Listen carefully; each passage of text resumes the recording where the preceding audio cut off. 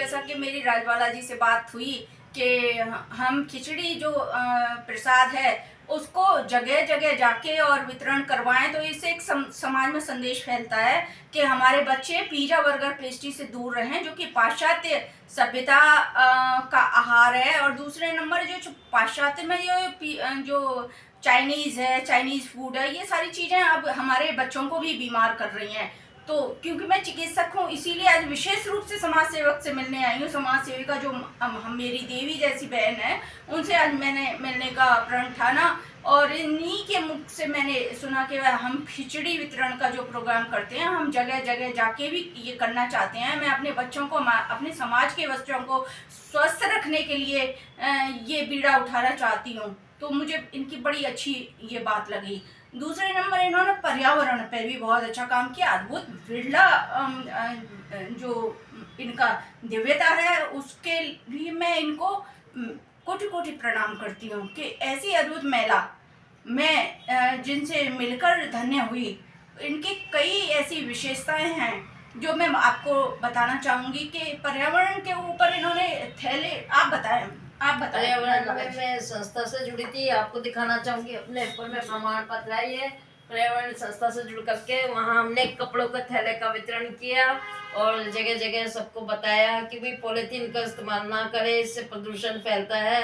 और पॉलीथीन में कोई भी कचरा डाल करके बांध के ना फैले, इससे हमारी गाय माता भी उसको खाती है तो उसको नुकसान पहुंचाता है, कई बीमारियां हो जाती है, उनका ऑपरेशन करना पड़ता है। यहाँ तक कि गाय माता भी उस पॉलीथीन की वजह से, खाने से उनकी मृत्यु हो जाती है। इसलिए मैं सभी से निवेदन करती हूँ, जब भी घर से बाहर जाए कपड़े का थैला अपने साथ में जेब में रख के जाए, पर्स में रख के जाए और अपना पर्यावरण को बचाएं, सुरक्षित करें। साथ साथ हमने इसके वृक्षारोपण के लिए भी, पर्यावरण के लिए अधिक से अधिक सबको जानकारी दी अपने घरों में। बहुत अच्छा, ये वृक्षारोपण भी आपने करवाया था, जो वृक्षारोपण के लिए भी आपको प्रमाण पत्र मिला हुआ है। कितने पौधे आपने लगाए, पौधरोपण करवाए जो आपने, वो भी बहुत अच्छा। वृक्षारोपण हमने हमारे घर के पास में इंदिरा बाजार सिंह द्वार पे संघ स्थान है, मैदान है, वहाँ पे हमने वृक्षारोपण का सबको मिल करके लगाया था।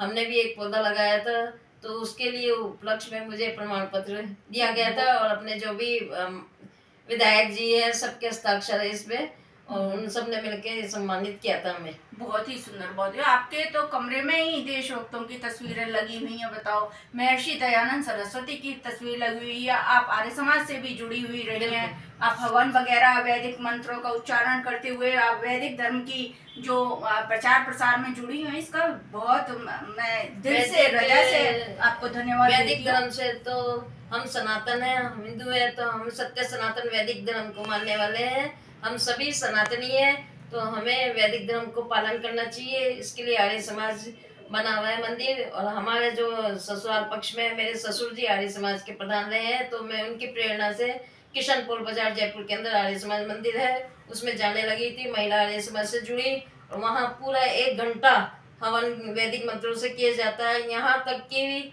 वहाँ पर जो विधवा महिलाएं होती है उनको भी जनेऊ पहनने का अधिकार होता है। बिना जनेऊ पहने तो कोई भी हवन नहीं करता, चाहे महिला हो चाहे पुरुष हो। तो ये सम्मान मेरे को देखने को मिला आर्य समाज में। और वैदिक मंत्रों से हम ये साथ में बैठ के करते हैं तो सभी सीख पाए और अपने घर में भी वैदिक वो लेके आई हूँ। घर में भी हमने हवन किया, गायत्री मंत्र से भी करते हैं हम।